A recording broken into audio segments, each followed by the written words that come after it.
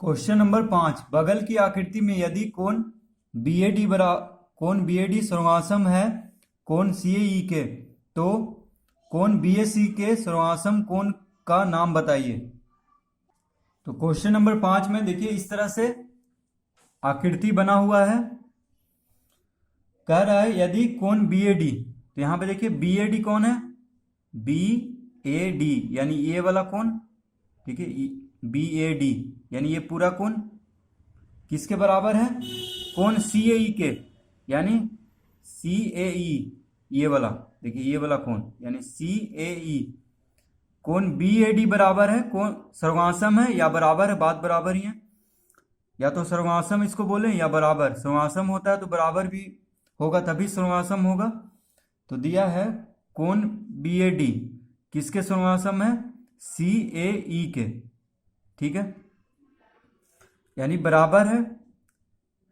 तो हम लिखेंगे चूंकि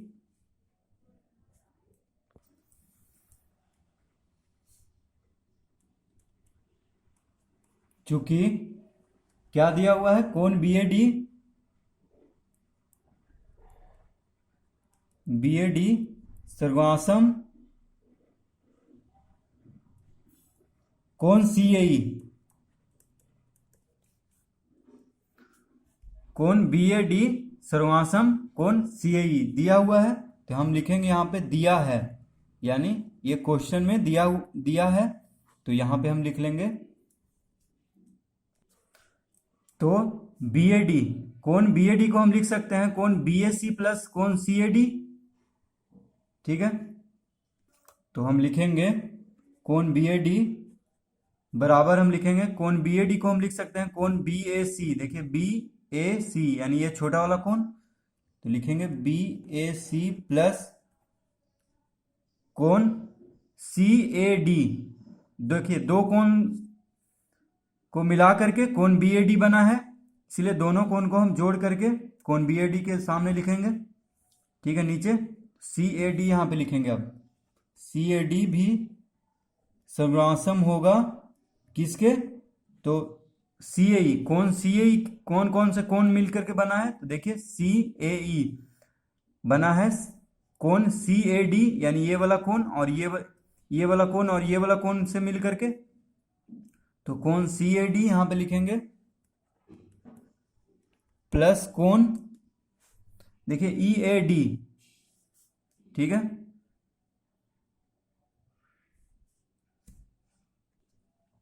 इसको हम कोण ई ए डी बोले या कोण डी ए ई बोले, बात बराबर ही है। तो हम ई ए डी ही लिख लेते हैं इसको, ठीक है, ई ए डी। तो कोण बी ए डी बना है कोण बी ए सी, कोण बी ए डी को हम लिख सकते हैं कोण बी ए सी प्लस कोण सी ए डी, सर्वांगसम बीच में सर्वांगसम है तो सर्वांगसम देंगे कोण सी ए ई को हम लिख सकते हैं कोण सी ए डी जोड़ कोण ई ए डी, ठीक है, यानी ये दोनों कोण मिल करके कोण सी ए ई बना है, और ये और ये कोण मिल करके कोण बी ए डी बना है, ठीक है। तो देखिए हम सामने सामने लिख दिए हैं। अब देखिए सी ए डी दोनों तरफ आ गया, तो हम इसको इस तरह काट देंगे, क्योंकि बराबर के जब दोनों तरफ आ जाए और चिन्ह प्लस का ही रहे, तो यहां भी देखिए कोण सी ए डी प्लस में है और इधर भी कोण सी ए डी प्लस में है। तो अगर हम बायां से दायां तरफ ले गए तो माइनस में हो जाएगा, यानी माइनस प्लस शून्य आ जाएगा, या इसको दायां से बायां तरफ ले गए तो भी माइनस में होगा, यानी प्लस माइनस शून्य। इसीलिए देखिए दोनों को हम कैंसिल खत्म कर दिए हैं, क्योंकि दोनों तरफ प्लस में है तो खत्म हो जाएगा। क्या बचा, तो लिखेंगे अतः कोण बी ए सी किसके सर्वांगसम होगा, कोण ई ए डी। तो कोण बी ए सी के सर्वांगसम कोण का नाम बताने के लिए कह रहा था, तो देखिए कोण बी ए सी का सर्वांगसम कोण कौन है, कोण ई ए डी, यानी कोण बी ए सी यानी ये वाला देखिए कोण, ये वाला कोण बी ए सी का सर्वांगसम कोण कौन है, ई ए डी, ये वाला देखिए आ गया है, ये भी छोटा है और ये भी दोनों छोटा कोण है, देखिए दोनों सर्वांगसम होगा। तो इस तरह से पूछ रहा था हमसे कि कोण बी ए सी के सर्वांगसम कोण का नाम बताइए, तो ये आ गया है कोण ई ए डी। तो इस तरह हम निकाल लेंगे इसको आसानी से। तो हम लिख देंगे अतः कोण BSC के सर्वासम कोण कोण EAD है। क्वेश्चन नंबर 6, बगल की आकृति में कोण AOB बराबर 90 डिग्री। देखिए कोण AOB यानी ये कोण कितना है, पूरा 90 डिग्री का। OE कोण AOB का समद्विभाजक है, यानी OE जो है दोनों को आधा आधा बांट रहा है, समद्विभाजक मतलब आधा आधा बांटना। OC कोण AOE का, देखिए OC जो है AOE को आधा आधा बांट रहा है, कोण AOE को। और OD कोण EOB को, देखिए OD कोण EOB का समद्विभाजक है, यानी OD जो है कोण EOB को आधा आधा बांट रहा है। तो क्या, देखिए पहला पूछा है कोण AOC सर्वासम है कोण COE सर्वासम कोण EOD सर्वासम कोण DOB, यानी ये चारों सर्वासम है कि नहीं, ये हमसे पूछ रहा है। दूसरा में कोण AOE सर्वासम कोण EOB, ये भी पूछ रहा है कि है कि नहीं, हाँ या ना में आंसर देना है। और तीसरा कोण AOD सर्वासम कोण COB। तो इसको हल करेंगे तो इस तरह से हम इसका आकृति बना लेंगे।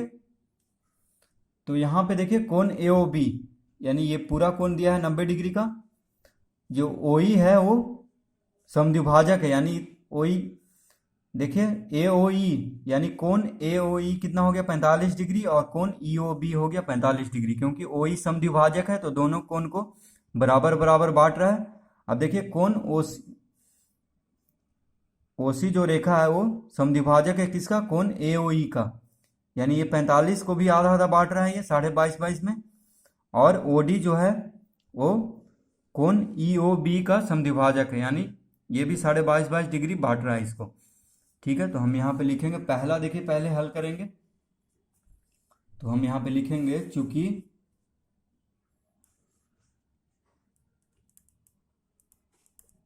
क्या दिया है, OE कोण AOB का समद्विभाजक है, यानी कोण AOE लिखेंगे कोण AOE बराबर कोण, देखिए AOE कोण बराबर होगा किसका, कोण EOB के, तो लिखेंगे EOB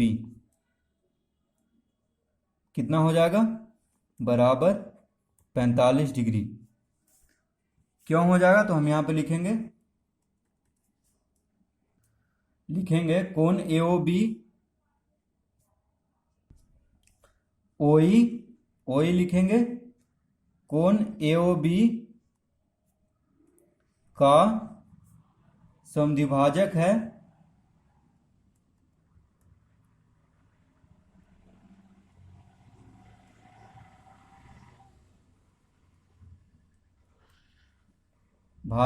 और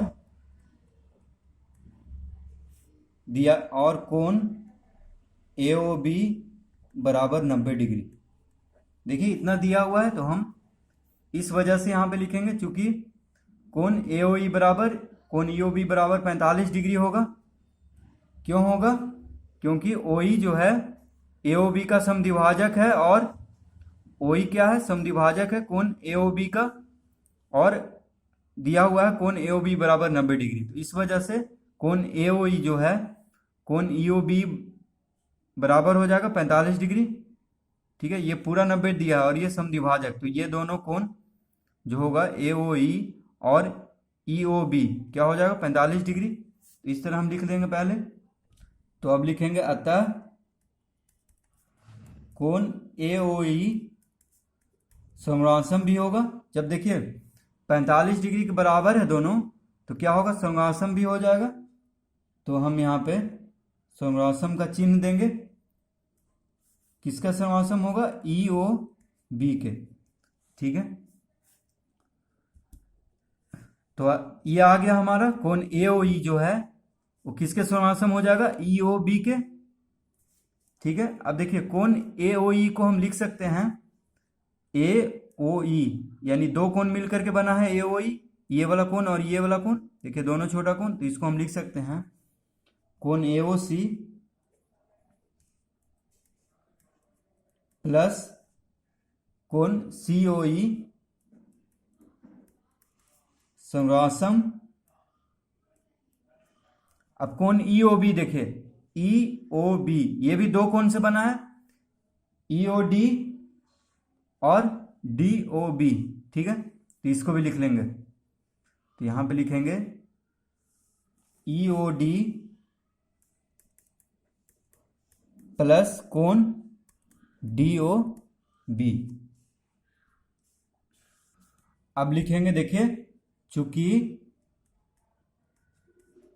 क्या दिया हुआ है, ओसी कोण एओई, एओई का एवं ओडी, ओडी कोण ईओबी का समद्विभाजक है।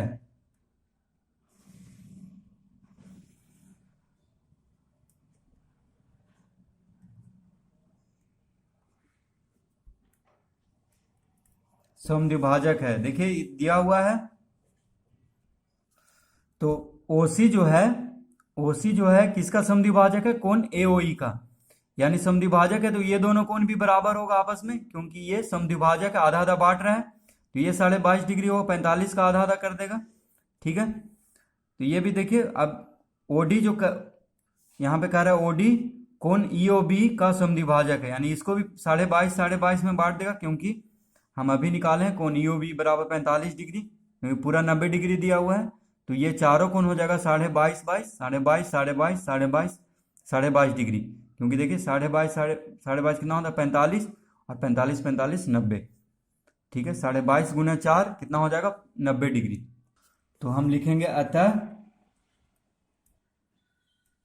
क्या लिखेंगे, कोण एओसी सर्वासम कोण सीओई सर्वासम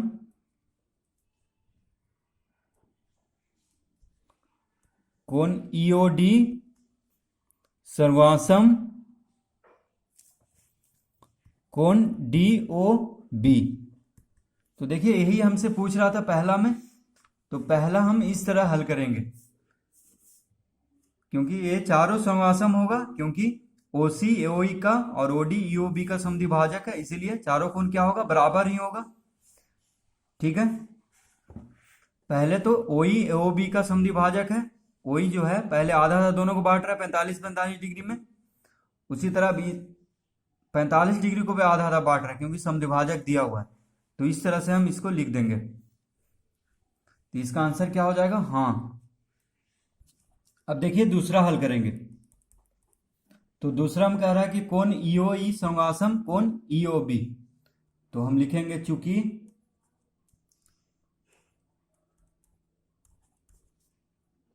क्या लिखेंगे, ओई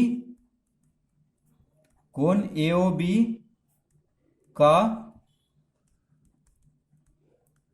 समद्विभाजक है और कोण एओबी बराबर 90 डिग्री, ये दिया हुआ है, ठीक है। ये दिया है देखिए, तो हम लिखेंगे अतः कोण एओई बराबर कोण ईओबी 45 डिग्री होगा। तो देखिए कोण एओई बराबर ईओबी हो जाएगा 45 डिग्री, क्योंकि यहां पे दिया हुआ है ओई क्या है, समद्विभाजक है किसका, एओबी का। ओई जो है एओबी का समद्विभाजक है, यानी और कोण एओबी कितना दिया हुआ है 90 डिग्री। तो कोण एओई कितना हो जाएगा 45 डिग्री, और कोण ईओबी भी हो जाएगा 45 डिग्री, क्योंकि आधा आधा बांट रहा है दोनों को। तो हम यहाँ पे लिख लेंगे अतः कोण ईओई बराबर कोण ईओबी, एओई बराबर कोण ईओबी बराबर 45 डिग्री। तो लिखेंगे, अब जब बराबर है तो ये सर्वासम भी होगा, तो हम लिख देंगे कोण एओई, जब दोनों 45 डिग्री का है तो सर्वासम भी हो गया दोनों, सर्वासम कोण ईओबी। तो इसका भी आंसर हाँ होगा। देखिए दूसरा भी बन चुका है यहां पे। अब देखिए तीसरा हल करेंगे। अब तीसरा में लिखेंगे चूंकि कोण एओई सर्वासम कोण ईओबी और देखिए ये हम पहले सिद्ध कर चुके हैं, इसीलिए इसको लिख रहे हैं कोण एओई सर्वासम कोण ईओबी और कोण, ये देखिए ये चारों भी हम पहले ही सिद्ध कर चुके हैं। ठीक है, कोण एओसी सर्वासम कोण सीओई सर्वासम कोण ईओडी सर्वासम कोण डीओबी। तो इसको भी लिखेंगे यहाँ पे कोण एओसी सर्वासम सीओई सर्वासम कोण ईओडी सर्वासम कोण डीओबी। अतः तो देखिए जब चारों कोण सर्वासम है,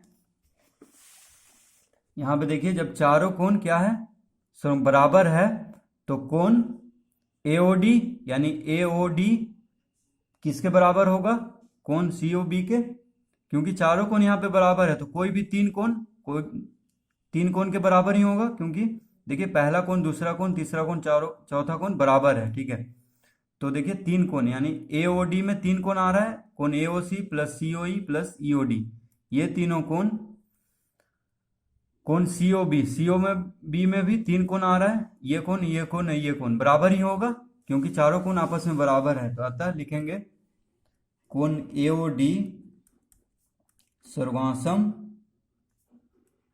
कोण सीओबी के,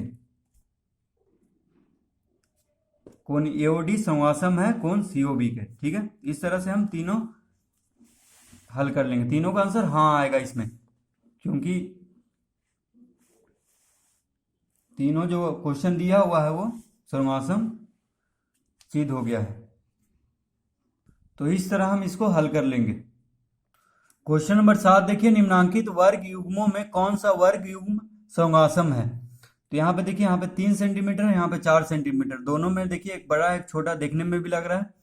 इसका ये वर्ग दिया है यानी भुजा, वर्ग का चारों भुजा क्या होता है बराबर। ठीक है, तो ये 3 सेंटीमीटर है इस वर्ग का एक भुजा, यानी चारों भुजा 3-3 सेंटीमीटर का होगा।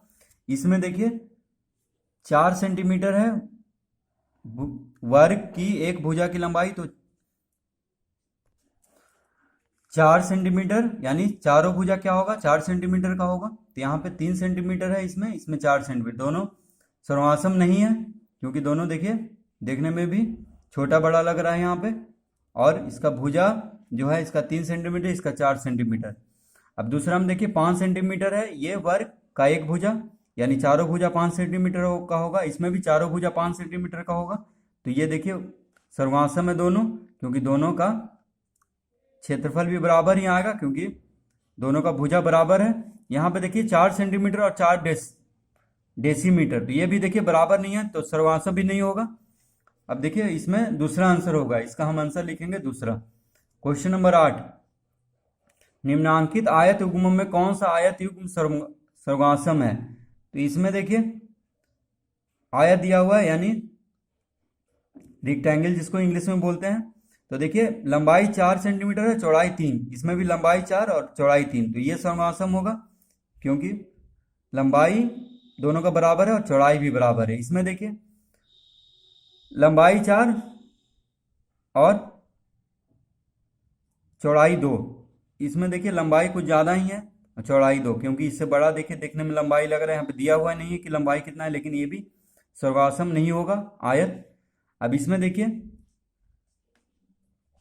लंबाई 4.2 सेंटीमीटर, इसमें चौड़ाई 3 है, यहाँ पे लंबाई 4.2 सेंटीमीटर लेकिन चौड़ाई 2.5 है। तो यहाँ पे देखिए चौड़ाई में अंतर हो गया, यहाँ पे 2.5 है, यहाँ पे 3 है, तो ये भी नहीं होगा। तो इसका आंसर सिर्फ पहला होगा, क्वेश्चन नंबर 8 में पहला और क्वेश्चन नंबर 7 का दूसरा। इस तरह हम क्वेश्चन नंबर 7-8 हल कर लेंगे।